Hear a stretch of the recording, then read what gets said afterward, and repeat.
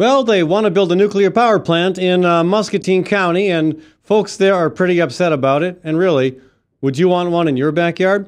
We're going to talk with Dr. John Rockow with Physicians for Social Responsibility about that. We're also going to talk about a new hazard recently discovered and brought to light on NPR, backyard chickens. Who knew they were a hazard? We'll talk about that and more today on the Fallon Forum.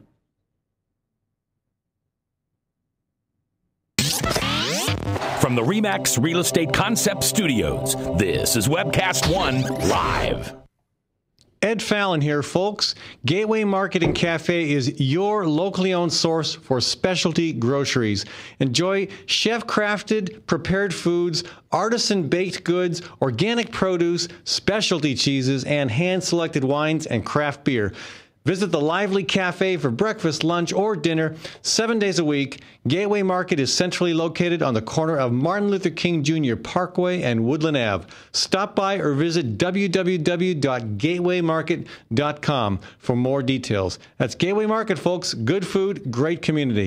Hello, Mid-American Energy. I'm very concerned that you want to bill me an extra $5,000 to build a nuclear reactor. Do you know we're in the middle of a recession? Oh, we were hoping you wouldn't hear about that until after the legislature had taken action. Why not let your shareholders pick up the tab? Oh, way too risky for our shareholders.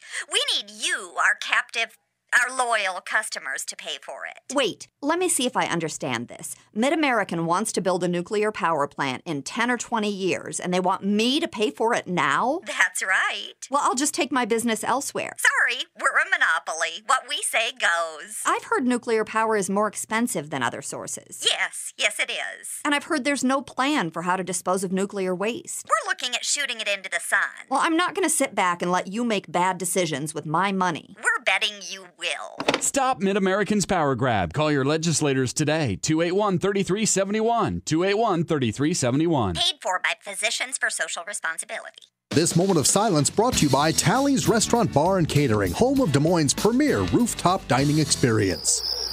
Located in the heart of Beaverdale, Tally's offers speedy and affordable rooftop lunch, catering for events both large and small, innovative cuisine, as well as vegetarian and gluten-free menus. Come to Tally's for live music, dry-aged steaks, Sunday brunch, and all-you-can-eat ribs every Monday night. Tally's Restaurant Bar and Catering at 2712 Beaver Avenue. Call 279-2067. That's 279-2067. It's time to think about upgrading the efficiency of your furnace and air conditioner. Leonard Tinker Heating and Cooling has provided honest, competent service for over 20 years. Whether it's your home or business, for repair work or to install a more energy-efficient furnace or air conditioner, call Leonard Tinker at 263-0422. That's 263-0422. For honest, competent heating and cooling service, call Leonard Tinker at 263-0422.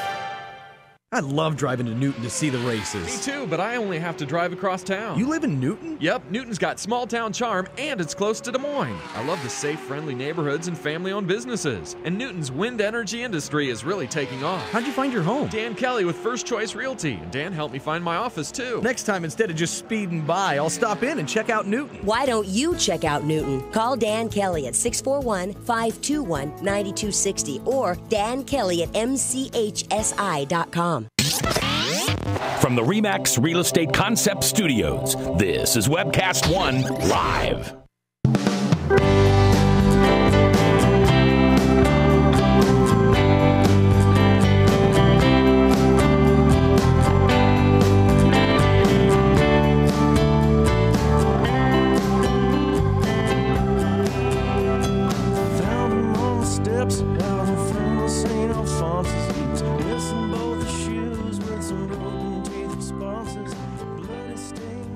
Thank you, Brother Trucker, for kicking off our show with your tune Downtown.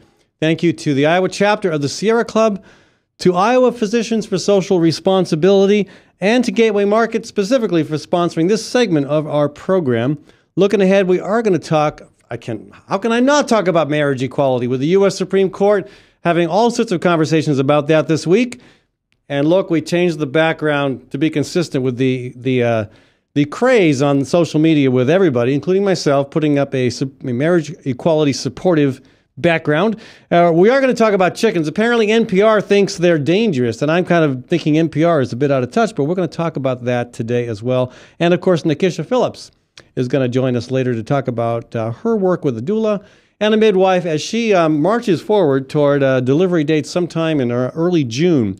But first, Dr. John Rakow is with me. He's with Physicians for Social Responsibility. He was at the meeting in Muscatine County 2 nights ago where the proposed nuclear power plant was discussed and was greeted by 450 locals who were mostly not too pleased. John, welcome to the show. Hi, Ed. Glad to be here. So I'm glad you were able to make that meeting. That must have been an interesting experience. It was. I had no idea how many people would show up or how it would be run, but it was just a fascinating evening. Yeah, and am I right? 450 people is what the news media are reporting. Well, I saw the number 300 in a Muscatine Journal article that was published, I think came out yesterday. They were expecting somewhere in the neighborhood of 400 to 450. The room was pretty full. So, yeah. 450 is according to KWQC, the Quad Cities, one of the Quad Cities TV stations. But I'm sensing that most people who were in attendance were pretty well opposed to the idea of a nuclear power plant in their backyard. One got that sense from the responses from the audience, those that came to the microphone to speak, and occasional applause outbursts. Yeah, and so what were the arguments being raised by residents in terms of why they don't want this?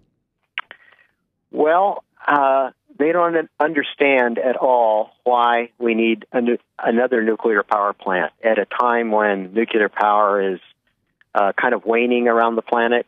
The expense of it is recognized as being very high, and there is an ongoing insoluble problem with the spent nuclear fuel.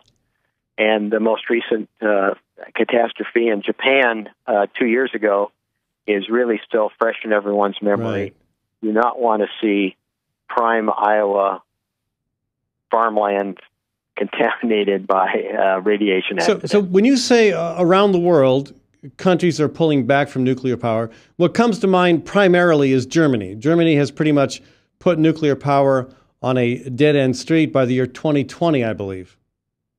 Yes, they have made that commitment, and this is in the setting of being very successful, in fact, astounding the rest of the world at how fast they're able to bring on renewable sources from solar, wind, and biomass and biogas. Right. And accomplishing solar energy in cloudy Germany is a big accomplishment. Yeah, we're told that Iowa's solar resources are far better than Germany's, and they are relying very heavily on solar. Also, Iowa's wind resources are some of the best in the world, and are already being utilized. And nationally, we're doing quite well compared to most states on wind. But again, beyond Germany's commitment to eliminating, again, not reducing, but eliminating nuclear power as a source of energy by, again, I think 2020, but Germany being such a key player in the European Union, is that commitment being picked up by other EU nations? Yes, the Low Countries are committed to renewable power. And by the Low Countries, we mean Netherlands, Belgium, and Luxembourg. Denmark, yeah. Right. Denmark as well. Great progress.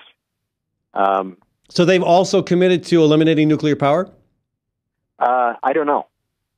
Okay. I don't know. But they've done a lot with wind and other renewables. They're making a commitment toward renewables, and they're very successful at it. And of course, everybody's looking at the experience in Finland, where they put all their eggs in one new nuclear power plant built by Areva and its contractors, and it is so far behind schedule, so far over cost that it's really a financial burden for the whole country of Finland. So Finland intended to generate all their power from one central facility? Essentially, yes. Wow. And it was the way they were going to meet the carbon restrictions that the EU passed a number of years ago, and they are way past their target date for reducing carbon, and so they're having to pay high penalties to the EU for not being able to restrict their carbon. Well, and again, an admirable motivation, but the wrong choice of vehicles to get to that goal. And so, I mean, there are a lot of folks, including some folks I know that I would consider politically progressive, who claim that we need nuclear as a way to move toward a fuel source that's less damaging to the climate. What do you say to that argument that nuclear power is a better option because of its low carbon emissions? There's a lot of cognitive dissonance when you consider the entire cost and life cycle of nuclear power, including there's quite a bit of carbon burden in building the plant, getting the fuel, getting it refined, hauling it around. That the carbon benefit is, once the plant is running, the carbon burden is relatively low, but to get there is a high carbon burden. Yeah.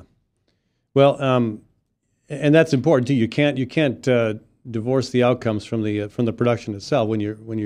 Either way, when carbon is being emitted, we've got problems. But again, there are other concerns beyond that, and those seem to be apparent to the folks in Muscatine County. Again, maybe some would accuse them of NIMBYism, but my question is, who wants a nuclear power plant in their backyard? I mean, really, does anybody want one of those within any distance of your property? Not unless the marketing is extremely excellent. Yes. So, again, Mid-American apparently disagrees. Mid-American Energy continues to push forward on this proposal, and they've been thwarted at the legislative level as well. They've attempted to move legislation through the Iowa Senate and House, 2 years in a row. They haven't done it. They have not done it this year, to my knowledge.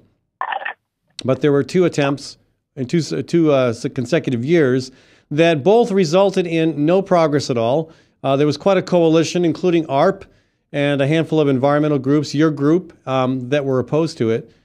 And yet, despite that rejection by the public and by the legislature itself, they continue to move forward. I mean, otherwise, why would they be having this meeting in Muscatine County? So apparently what seems to be obvious to a lot of people that this is a bad idea is not viewed the same way by Mid-American. How do we explain that? Well, I was impressed by this audience of local people, many of whom were farmers. They recognized that Mid-America was speaking out of two sides of the mouth. On the one hand, Mid-America claimed over and over that they have no plans to build nuclear. And the kind of reactors they're looking at aren't even designed yet, let alone working models and being tested, and then they're certainly not licensed. Wait, they said at the meeting in Muscatine County that they aren't planning to build nuclear power plants? Well, that's where credibility is strained. So what is the meeting for? I mean, why are they wasting our time? Their time.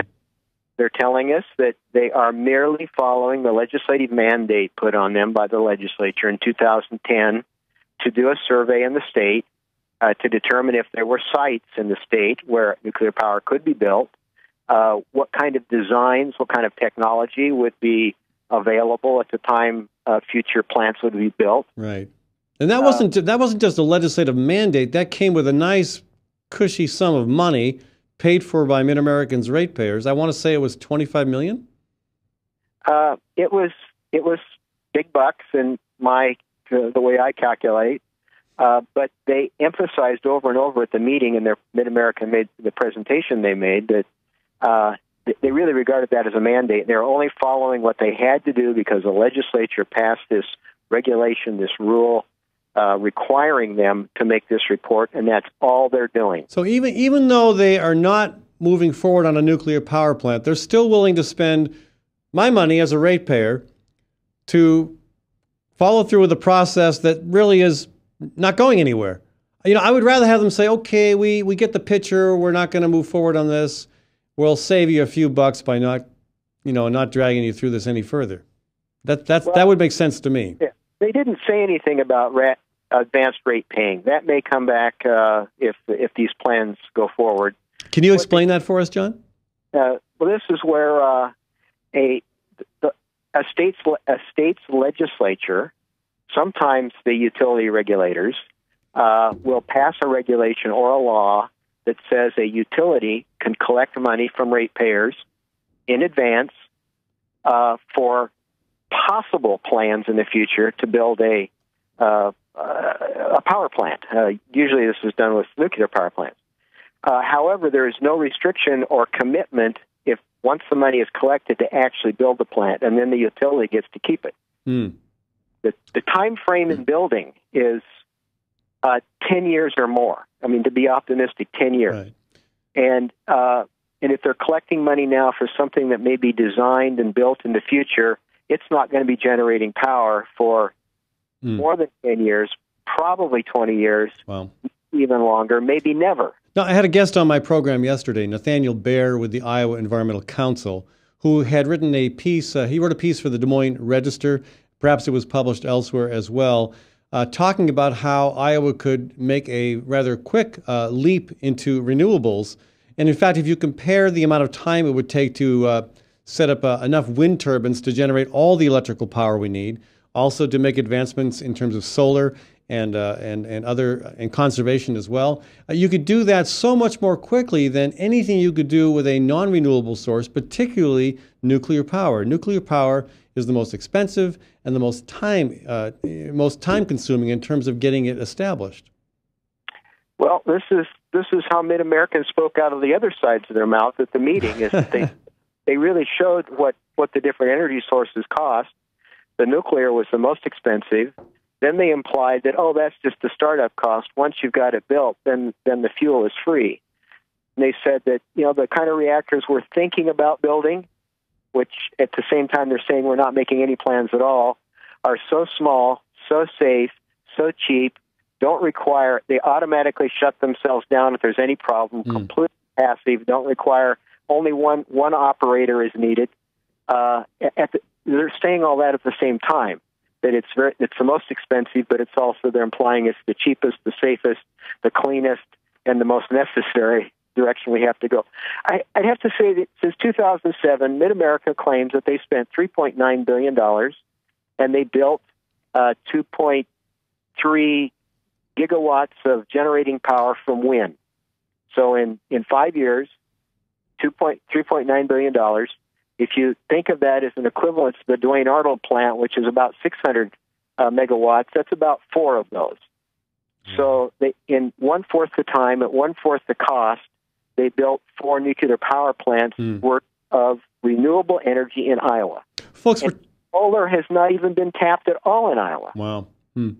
Folks, we're talking with Dr. John Rachow. I'm sorry, I said it Rockow, correct?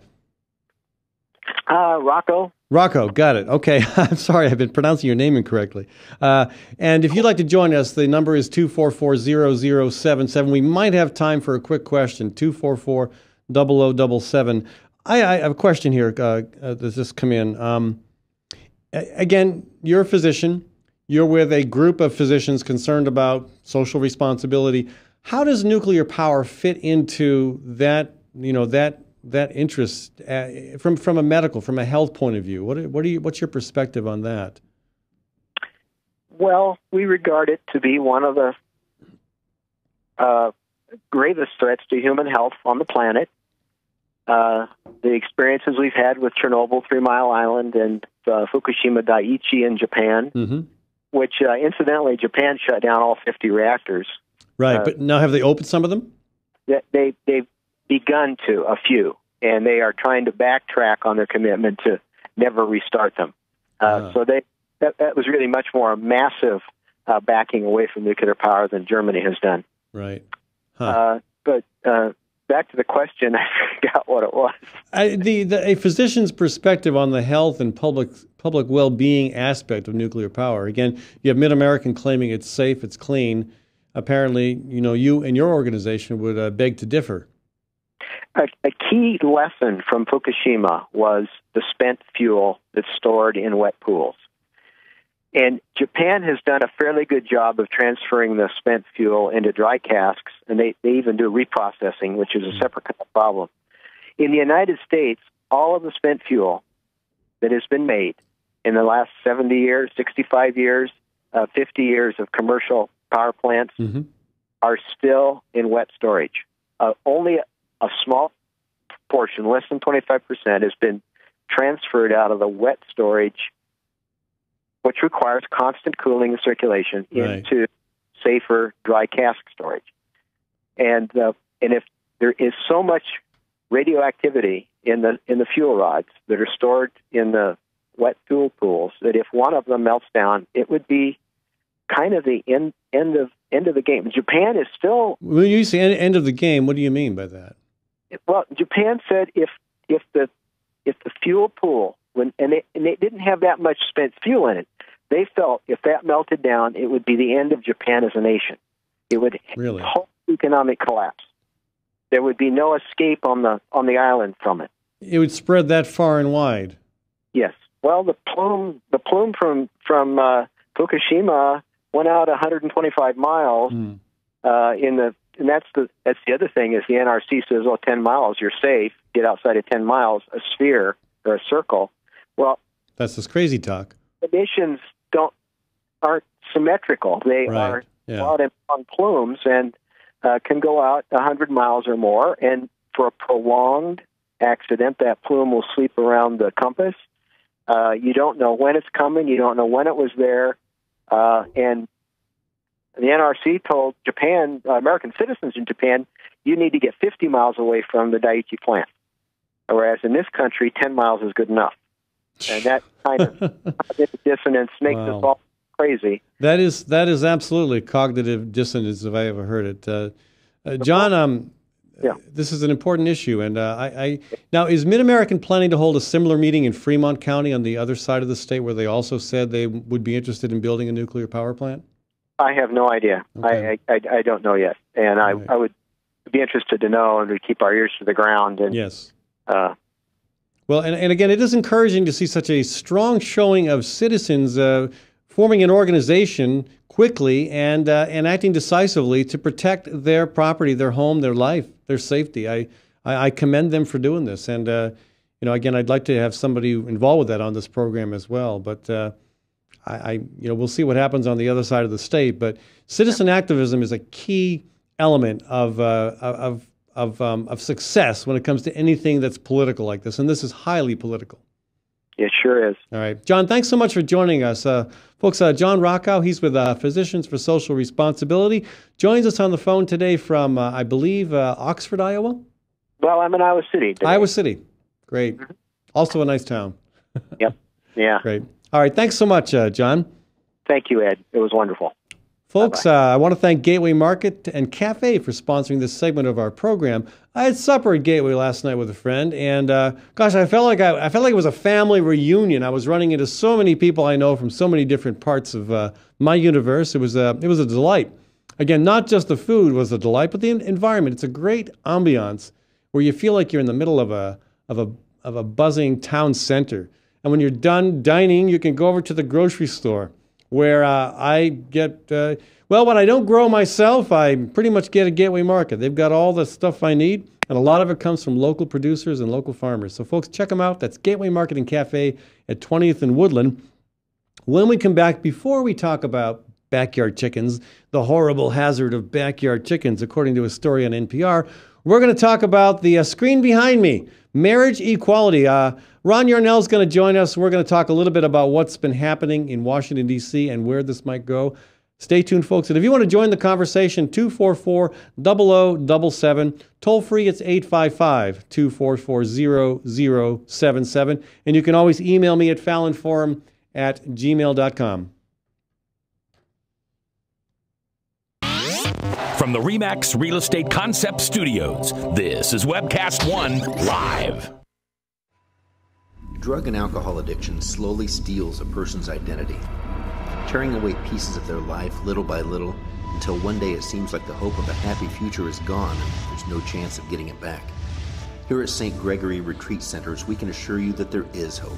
Our unique approach to recovery begins with the understanding that the dysfunction and damage caused by addiction can be overcome, not just dealt with. Don't let another day go by. Call St. Gregory today.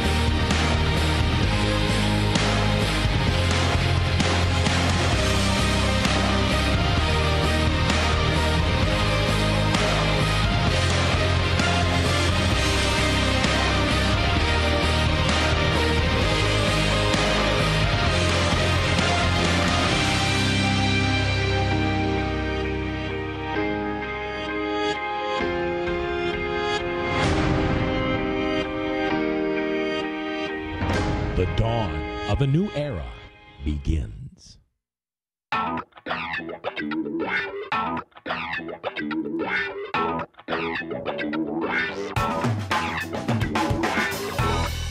Well, good morning. This is the 7th of June in the Lord's year 2010, and this is day uno one of webcast1live.com. We will begin with Max World Live with my special guest, Tom Coates. In just a minute, there's Tom. Wait, howdy. And we will be live for the very first time on Webcast One Live.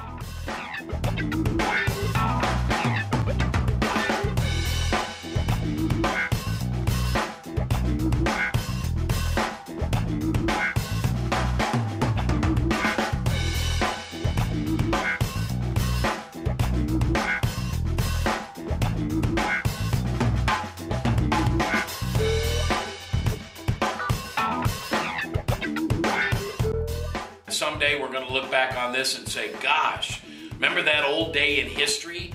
Wonder where Walter Cronkite was. He must have been around hanging there too. But actually, it's the beginning of Webcast One Live. And thank you for listening. Thanks, Rob Spearman, and everybody who's put together this project together.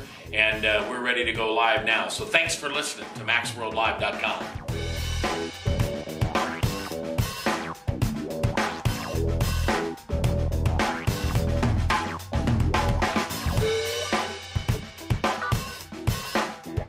I can't tell you that it's going real well from time to time, but it is going.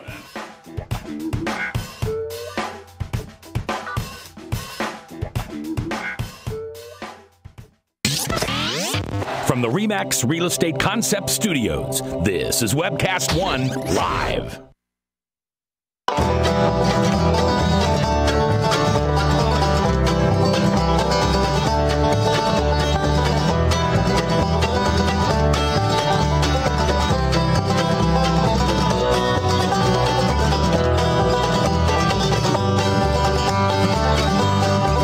Welcome back, folks. That's Mr. Baber's Neighbors and their tune "Ode to Jones."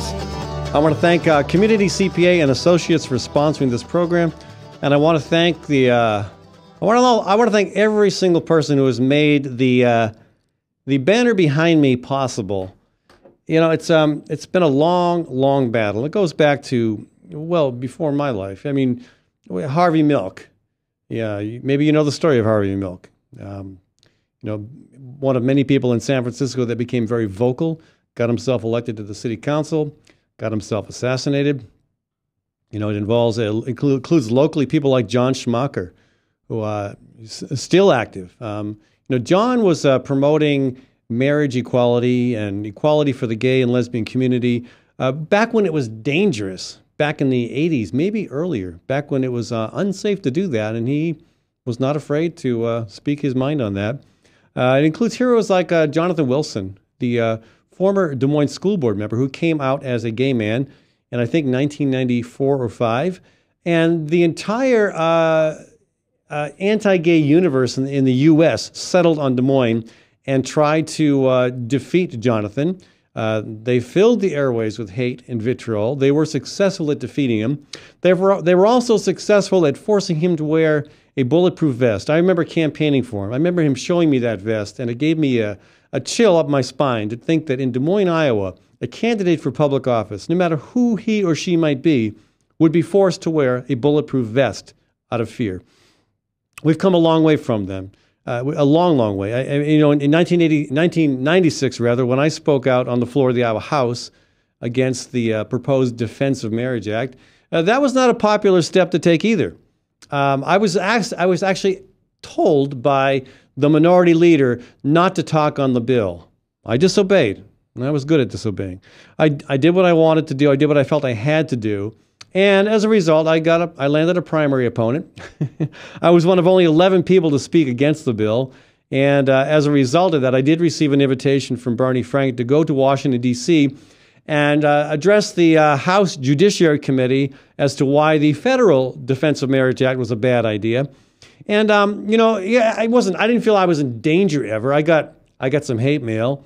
I got some criticism from my constituents. Yeah, and I got an opponent the next year. But more often, I got compliments from people who were glad somebody in the straight community was willing to speak out in favor of equality. And we've come so far. I mean, folks who were on the wrong side of those votes back in 86 and 88 in the Iowa House and Senate have become champions of the issue today. Gradually we're seeing more and more people come around to understand that equality makes sense, that marriage ought to be something that folks, whether you're straight or gay, have access to. I want to welcome Ron Yarnell to the program. Ron always has some good insights into current events, and I'm sure, Ron, you've been following the proceedings in Washington, D.C., both the conversations inside the U.S. Supreme Court and the circus out in front of it. This is an interesting issue, and it has lots of angles, including a political angle as well. I mean, this isn't just about policy. There are some interesting politics that come into play on this as well. Well, the way I see it, the way I've been thinking about it today is that if the Supreme Court overturns DOMA and Proposition 8 and essentially makes way for a same-sex marriage in the United States, it will be the equivalent of dropping an A-bomb on the social conservative wing of the Republican Party. And I'm just fascinated where that might lead. And first of all, do you think that will happen? Do you think that the Supreme Court will rule against DOMA, against Prop 8? Well, I don't. That seems to be the drift right now. That there's no compelling conservative argument to sustain DOMA and Proposition 8, and it seems to be the direction that now it could be wrong. Maybe in the last minute they'll pull out an affirmation, but right now I'm looking at a Republican Party that's trying to do some anticipatory damage control. And I'm thinking, what do they know that I don't? It's like, why suddenly is Rush Limbaugh, for example, an auxiliary of the Republican Party, throwing in the towel on this one? Yeah. Why is Bill O'Reilly throwing in the towel? No, we say throwing in the towel. Are they really not fighting it? Are they not talking? I have not listened to conservative talk radio, a.k.a. talk radio, for a long time. And your soul is better off. Right, but I'm less informed about what the opposition is thinking. Well, but you're saying they're not fighting this. I just see that in the clips, and I mean, I guess they're fighting in a sense that's wrong, but they already seem to be preparing their audiences for defeat.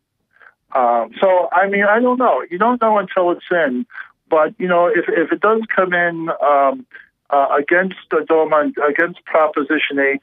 It'll be like the A-bomb on the social conservatives because... How so? Yeah. Well, first of all, it means that when they use the electoral process, they don't get what they want. When they stack the Supreme Court with nominally conservative judges, they don't get what they want. In other words, when they deal with the establishment, they don't get what they want. So what's the point of working within the establishment? They wanted to use the Republican Party as an engine for their concerns. As it turns out, probably the Republican Party was the bigger user. Well, they've done that for 30 years. Right. And of course, you think, I mean, really the primary linchpin issue of the social conservative bloc has been abortion. Gay marriage is a more recent addition to that repertoire, but look at how little progress has been made on that issue. They've always affirmed traditional family values as they've understood them, and this just pulls the rug out. Right. And for the Republican Party, it's a massive crippling event because. If they lose social conservative investment, all they got left is trying to convince people to vote so rich people can have more tax breaks. That's all that's left. So where do the social conservatives go if they feel abandoned by the Republican Party? That's the scary open question because why is it scary? Well, because when you have a large amount of people that become disaffected and alienated. What do? They don't just say, oh, well, good game over, now to get on with other issues. I mean, that hasn't happened, for example, as much as we like to celebrate the civil rights victories of the 60s, We still have racism metastasizing in all kinds of ways in our country today, 2013, even with an African-American president. Okay, so how these things go is just going to be a curious thing to follow.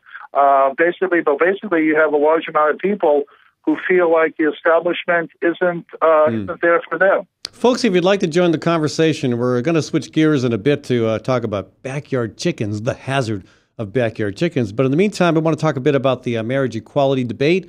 Is the Republican Party going to be totally, it's already being remade, or so it seems. Is this, if indeed the U.S. Supreme Court rules against DOMA, against Prop 8, is that going to be the final straw that breaks the social conservatives' back, sees them exit the party? Who knows where they're going to go?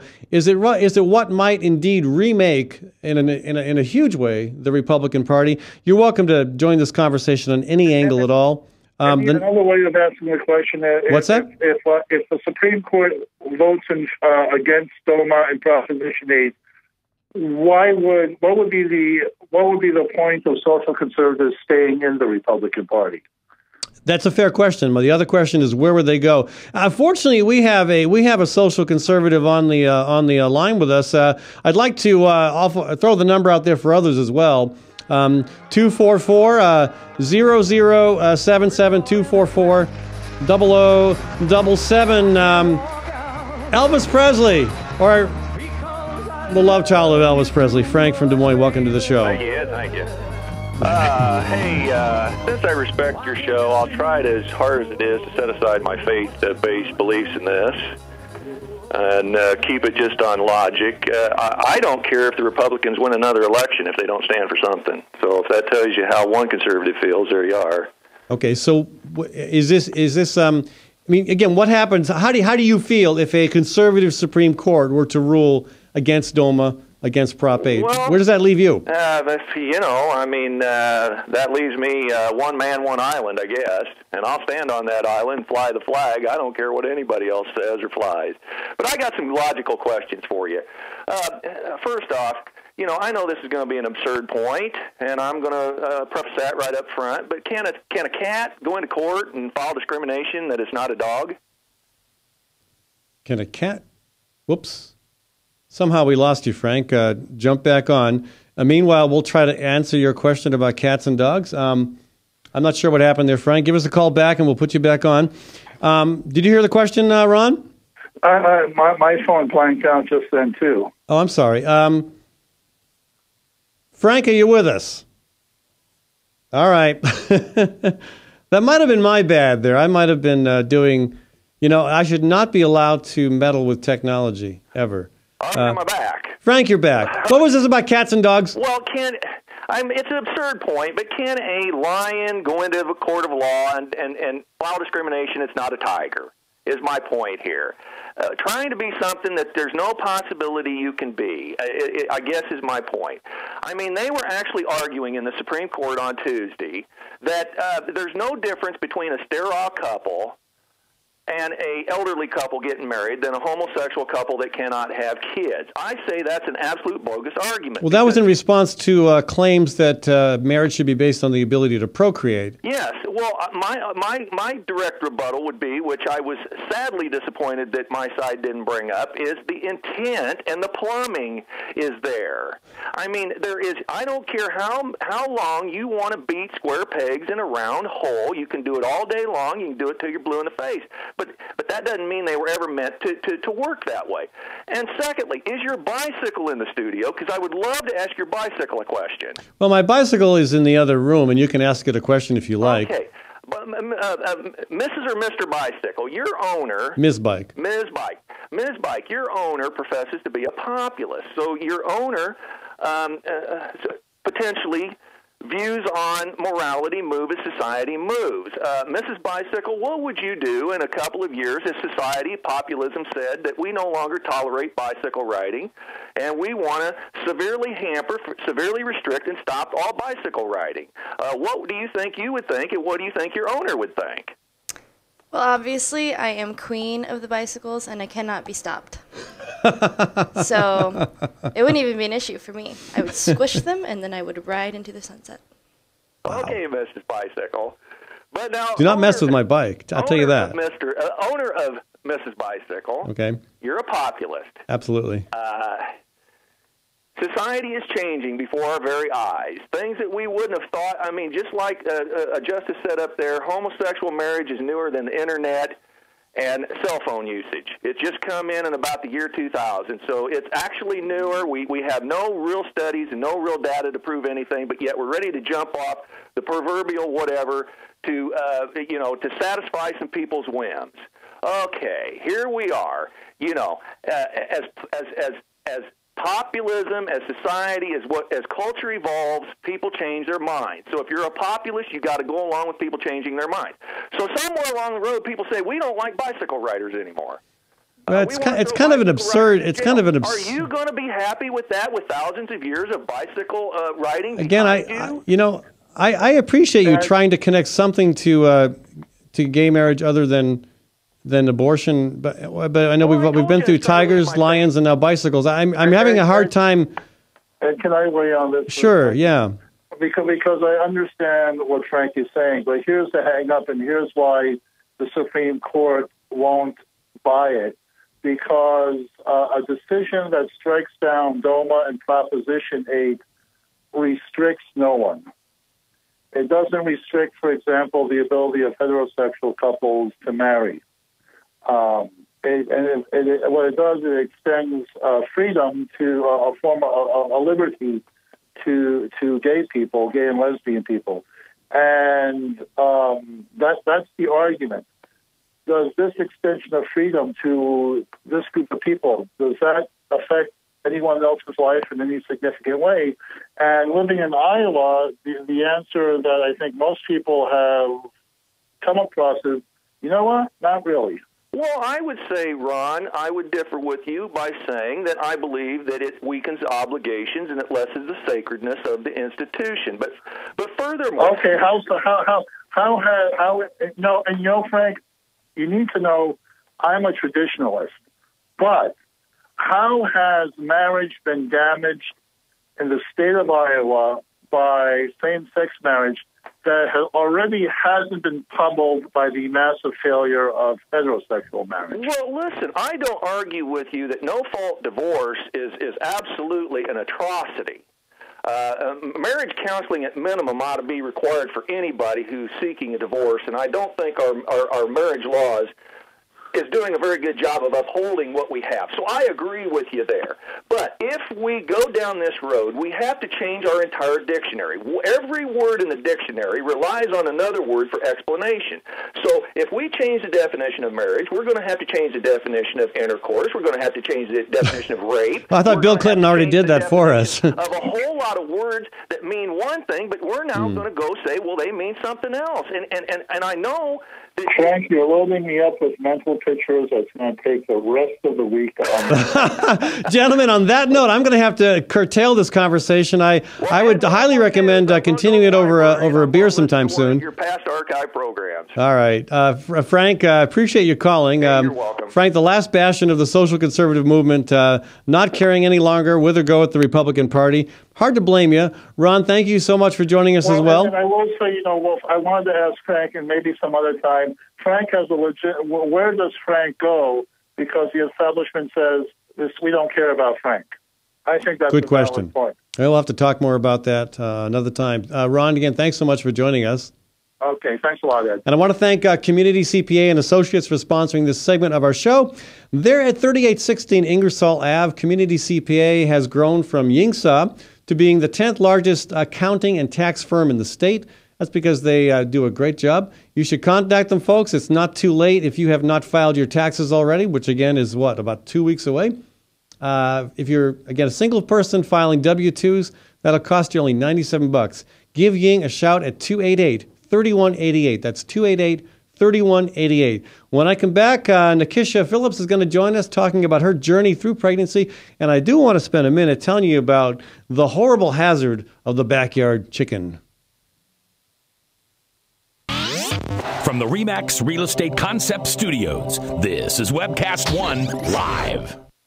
Hey folks, it's Ed Fallon. I want to tell you about saving energy and saving money. Tim Reynolds with Reynolds Energy Solutions will give you a comprehensive energy audit that will cost you nothing. And Tim will identify the many ways in which you can reduce energy use while saving money. Now, I had Tim over for an audit last month, and I was amazed, I tell you, at how much energy was going through the roof, out the windows, the back door. You get it. So before the cold winds of winter really blow hard, give Tim a call at 802-2801. That's 802-2801. I'm a burrito. I'm a fighting burrito, full of fresh ingredients prepared before your very eyes. I don't have eyes. I have over 28 options and 268 million combinations, including Rizo for vegetarians. I can take my meat off and call myself vegetarian. Put that back on. The fighting burrito is locally owned. I'm owned by some big corporation somewhere. Say, you want to go on a date? No thanks. I'm seeing a quesadilla. The Fighting Burrito online, fightingburrito.com. Join the fight. Times are tough, and most people are just trying to make their cars last a little bit longer. That's why you should know about Sargent's Garage in Des Moines. You can trust Sargent's to make the right diagnosis and give you a fair price. Whether it's a routine oil change or a major repair, Sargent's always does outstanding work. So don't give up on that old car just yet. Call Sargent's Garage at 246-8149. That's 246-8149 for Sargent's Garage. Ludwig van Beethoven here. I used to be so tired all the time, not from composing and playing, but from moving my piano. But now I feel so much better. I call S&P Piano, and they will bring my piano anywhere. They also sell and rent pianos, used ones, new ones. You get the idea. Call S&P Piano right away at 208-6453. That's 208-6453. S&P Piano. Nestled in the heart of downtown, Ritual Cafe is one of Des Moines' most unique places, offering a wide variety of coffee and tea. Ritual Cafe also serves the only all-vegetarian menu in town. And Ritual Cafe is a cultural hub for artists and musicians, with a performance stage hosting local, national, and international talent. Make Ritual Cafe a part of your daily ritual. On 13th Street between Locust and Grand in downtown Des Moines. And check out ritualcafe.com.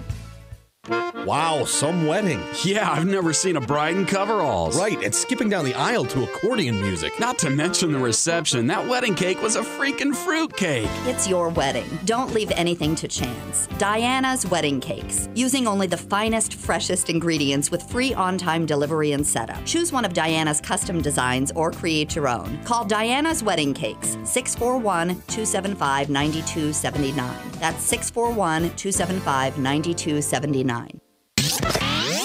From the RE/MAX Real Estate Concept Studios, this is Webcast One Live.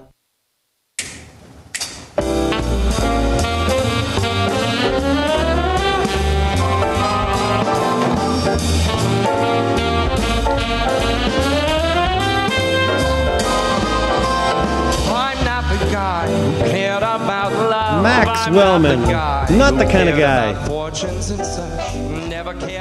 All right, so you know, my bike is not only talkative but very mischievous, and came up with a photo that she believes describes the recent interaction between myself, Ron, and Frank from Des Moines.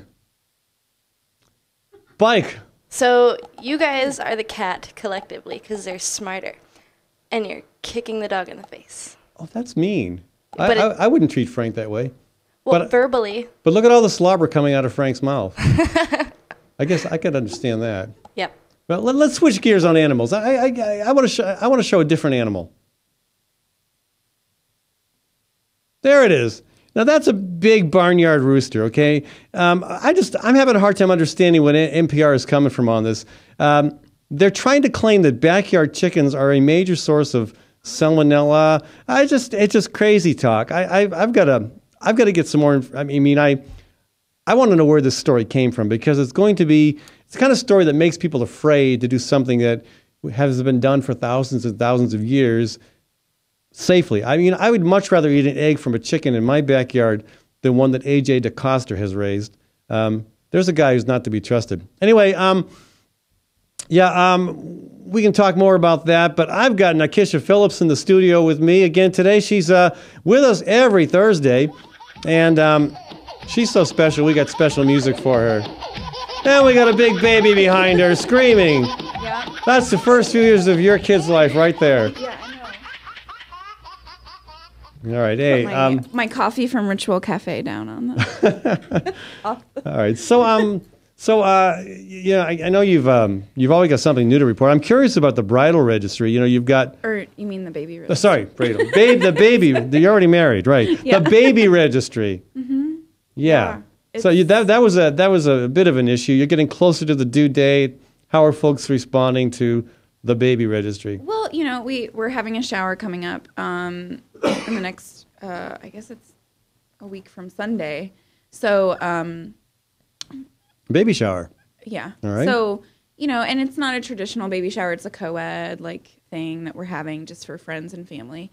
And so we've added a few things to our registry. And I wanted to add a few more things just because we've gotten so many clothes from hand-me-downs. So I'm taking some of those off the registry and adding some different things. Oh, so I don't even know how these registries work really. You can always edit what's on there. Yeah, Okay. yeah, you can like we've registered at 4 different places, and the reason that is because some of our family members who shall go unnameless.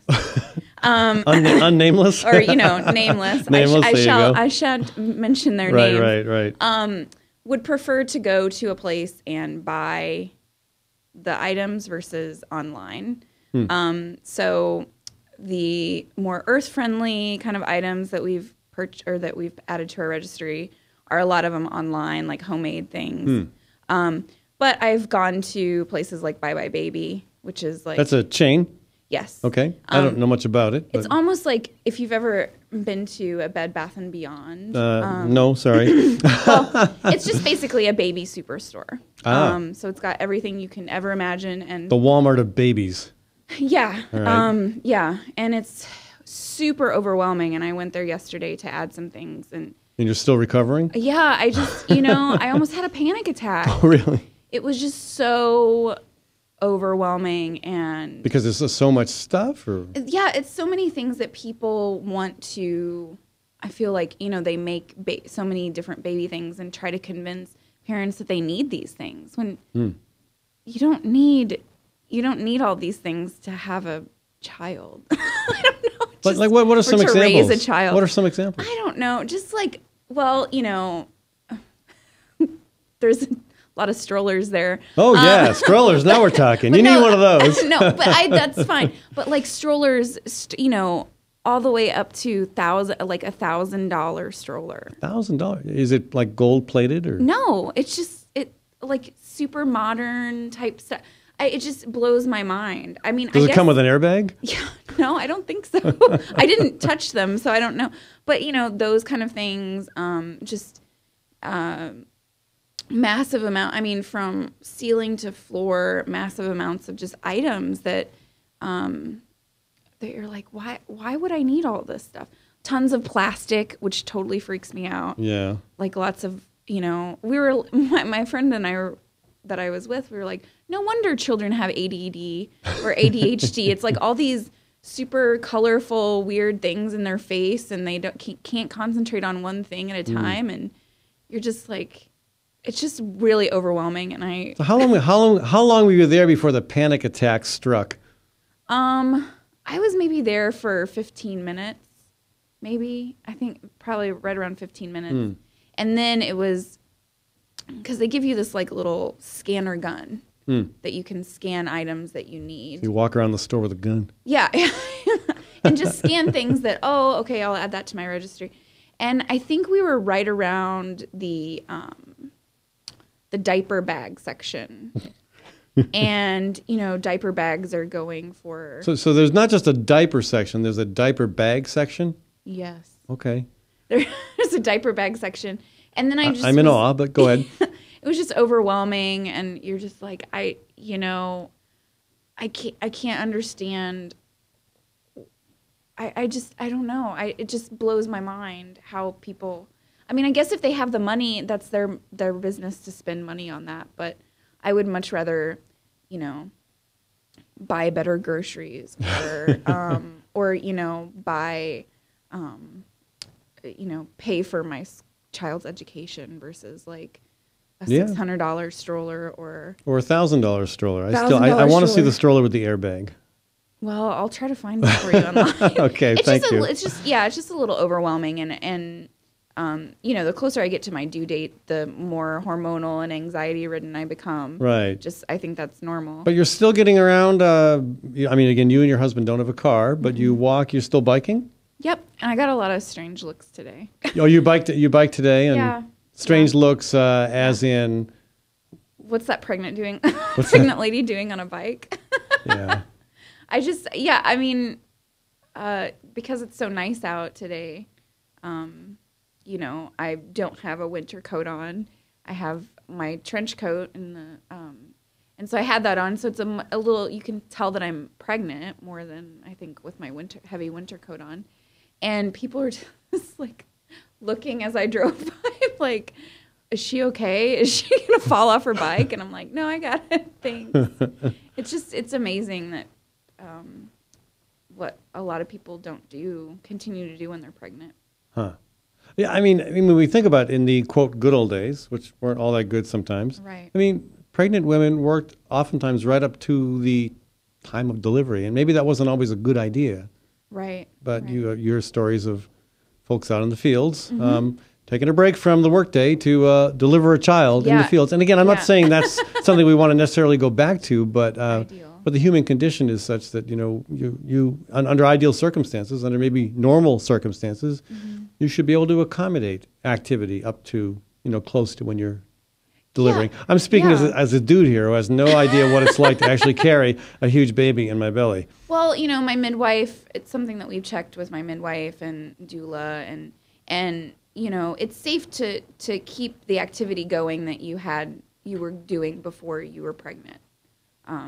It's not advisable to necessarily start a routine during your pregnancy, Right. a strenuous routine.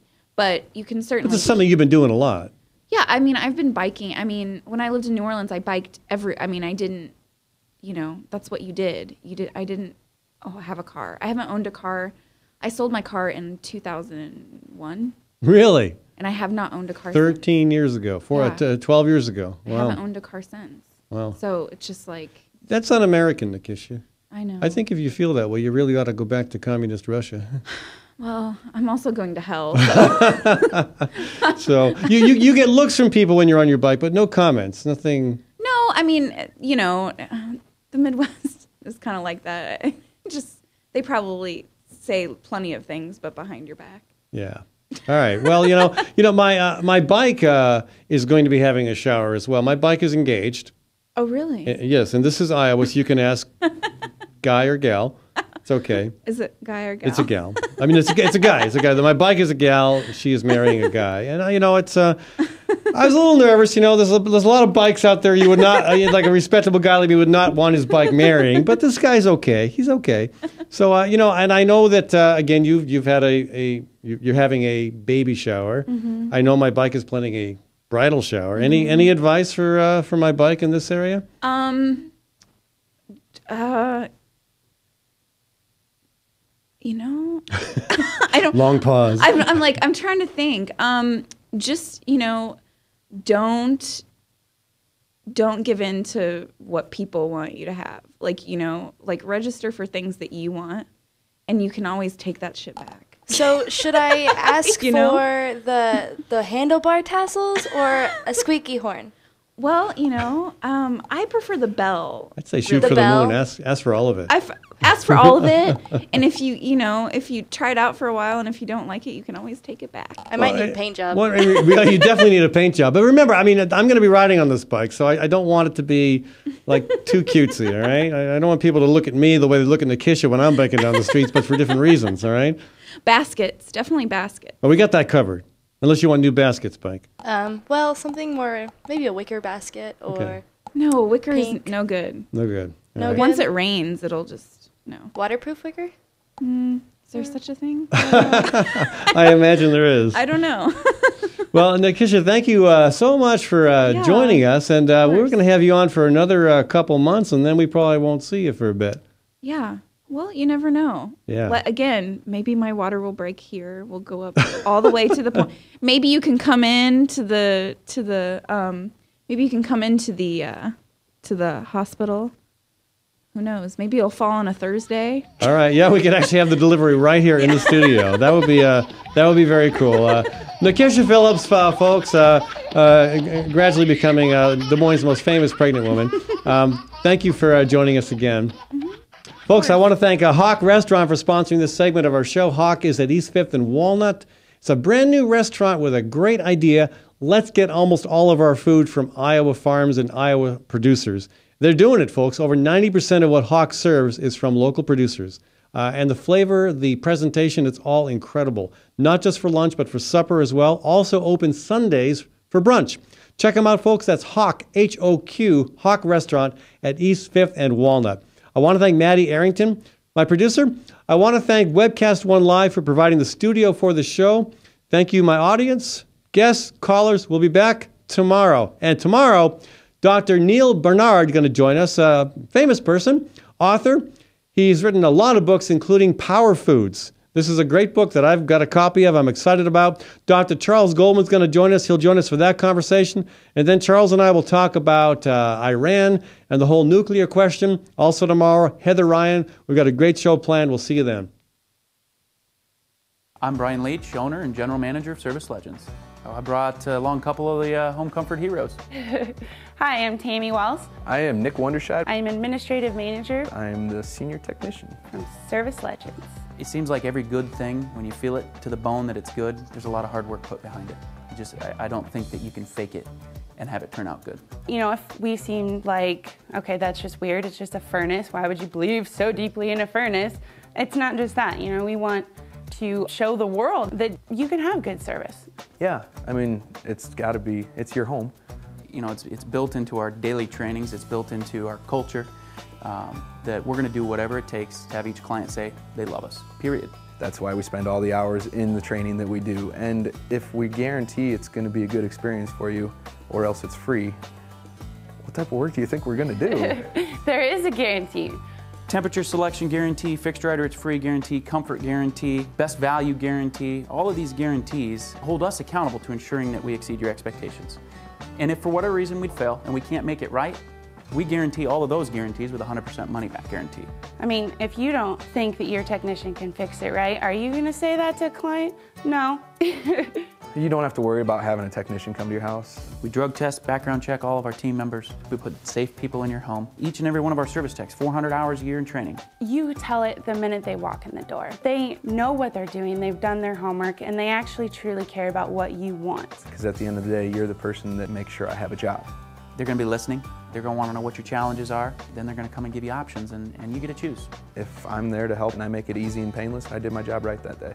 Well, when it comes to your comfort, safety, and your family, you know, you don't necessarily go buy the most expensive, but you get the most bang for your buck. Oh, it's worth it, because there's a lot of people that will find a way to get it to work right now and then leave and then come back, charge you again, and the cycle just repeats itself. So when I'm out there looking at the furnace, I want to find why it failed today. How can we change the part today with something that you're not going to have to worry about?